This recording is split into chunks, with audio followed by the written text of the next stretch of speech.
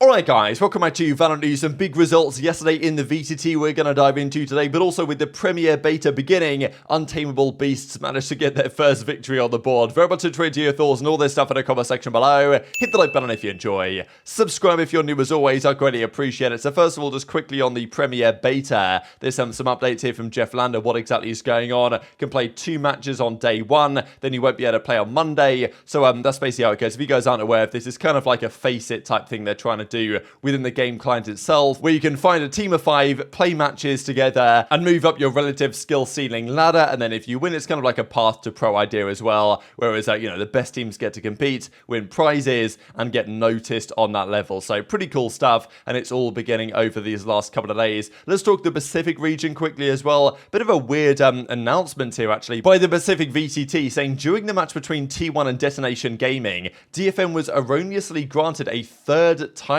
during the 3rd map of the series. You're only allowed 2 per team in the first 24 rounds of each map, but they were given a 3rd. They've identified the cause and we apologize. So bit of a strange one how that could even happen, but still I know there's been a lot of talk about varying rules over the different regions over the last few days, especially with regard to the coaches. Like let's say they do a timeout, can the assistant coach talk to the players? Does the assistant coach have to talk to the main coach, talk to the players? It's different across all the regions, which is definitely one they're going to have to think about come Masters. But speaking of teams trying to qualify for Masters, T1 did get the job on against Detonation in that series. It was far from an easy one, but they did get over the line here. So they're now looking okay going forwards. That's a 2-1 victory. And Lotus 13-9, 13-9 the other way for Detonation, and then 13-10. So Detonation, this was kind of like 3 Japanese players, of course, on this roster. One of their final chances to try and make a run towards making playoffs, to try and make it to Masters Tokyo. So, but it's probably not going to happen for them anymore, unfortunately. But also, though, speaking of Japanese teams that might qualify,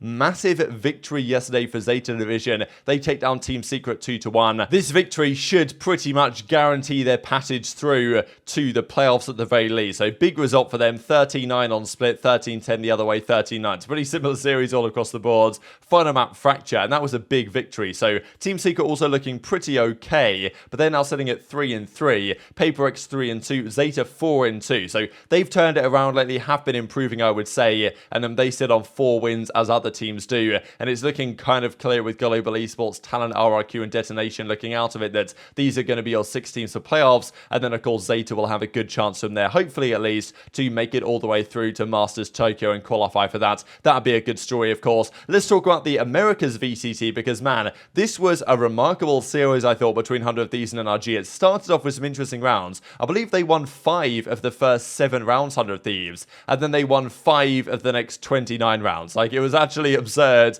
the full collapse of these guys. And the only rounds they won were complete takeover moments from individuals such as this one. We know that Cryo has been getting quite some flack lately for his performances. He hasn't been quite as good as maybe some expected him to be, but he absolutely fries Artist there. That 3rd kill was mega for the 1 versus 4. Ridiculous clutch from Cryo. And it's cool that we're seeing Cryo again get 4v1s. This is the type of stuff that he used to do, especially last season on Xheads. And after this, I thought, okay, damn, wow, here we go. 100 Thieves are going to get the job done. Obviously, NRG made mistakes here to let this happen, but sometimes you just hit filthy shots, and this is what happens as a result. So, look, NRG, this is their map pick, though, right? This is Bind. It's back in the map pool. Icebox is gone. This was, in the OpTic days, always a good map for these guys. And Bind is now back. It's a relatively similar map again. There's a few changes. The vents, some changes over there towards the A site. I personally like what they've done here. But 223 days on from Bind's last and most recent appearance in the Grand Finals Loud versus OpTic at Champions, that was 223 days ago.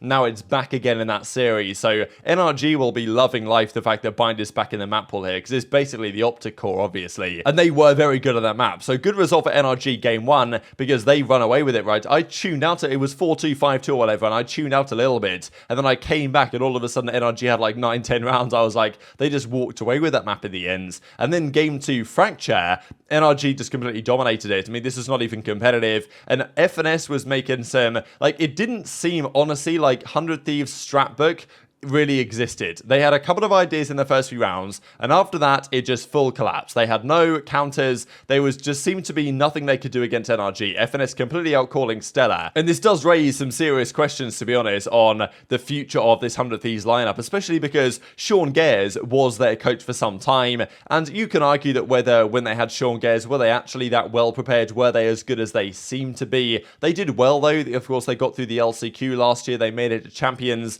They were looking like maybe the most promising NA team coming into this season. They won that event in Manchester back in the end of last year, right? The Red Bull home grounds or whatever it was. So they were looking pretty promising. But yeah, NRG completely outclassed them here, as did FNS, and they got bodied, especially on the second map of the series. So since they not got rid of Sean Gares, but since he stepped away, they just haven't been quite the same with their current head coach. He hasn't, I don't know, it doesn't seem like they're anywhere near as well prepared as they need to be at times. They don't seem to have quite the depth of strats that the other top teams do. We know there's the talent there, right? We've seen what Bang has done over the last few days. We saw what Cryo did, and they had a massive series win the other day against Leviathan, but come against a big team like NRG, they got pretty much embarrassed. And that's what Derek says, embarrassing out of us. So yeah, thank you for dinner at SOM. So yeah, difficult stuff for 100 Thieves, awful from us, says Stellar, and there's a lot of work for them to be done. And FNS goes, still too many holes in our game, and this is the thing, as he says, recovering for sure, but still too many holes. So he reckons that actually there's a lot of work for them still to be done, which is definitely true. NRG are far from perfect, but yeah, to destroy a team like 100 Thieves like that, and then say, yeah, we've still got quite a few weaknesses, is maybe an indictment of how 100 Thieves are presently looking. So look, the bind in the map pool was definitely advantageous for the NRG core. Back to last April, they're 13-3 on it. Huge addition to their map pool, there's no doubt. And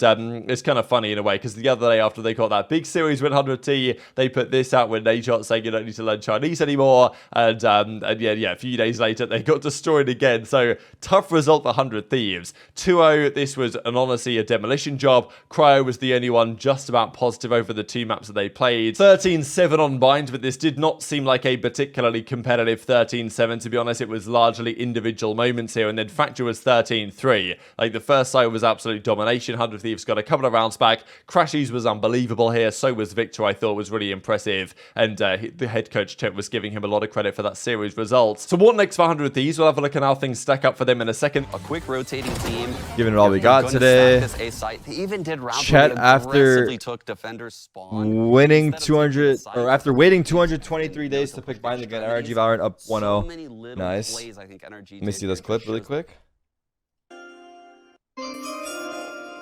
What the f is this? Guangdong Tigers. Ni hao! Ni hao! Ni hao!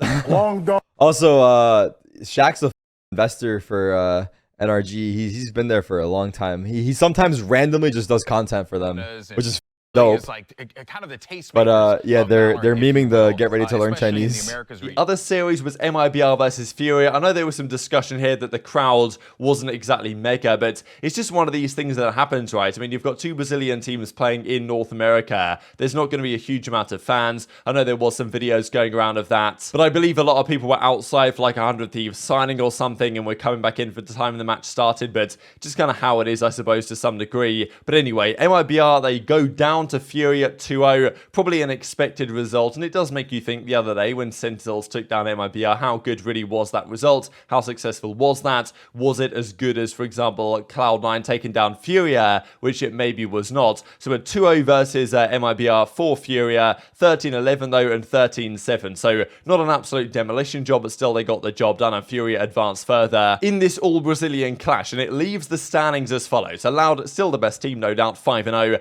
Cloud9, Furia, Leviathan, NRG, 100 Thieves. That is currently your top 6. But things could all change. I would say that EG, I think they play a game tonight, which they absolutely must win to start making a bit of a comeback. Crew are probably out of it. MRBR and Sentinels could still do something. But yes, Sentinels, I would right now say that Sentinels over 100 Thieves is the most likely change of this top 6 going into the playoffs. And I would expect that to manifest over the coming weeks, given their current trajectory of performances. Just wanted to share this clip as well. I thought it was pretty funny from the Untameable Beast guys last night. Take out their first W in the Premier side. Prod got, yeah, let's just say he got carried a little bit. I'll get your heaven in 2 seconds. I'll get heaven.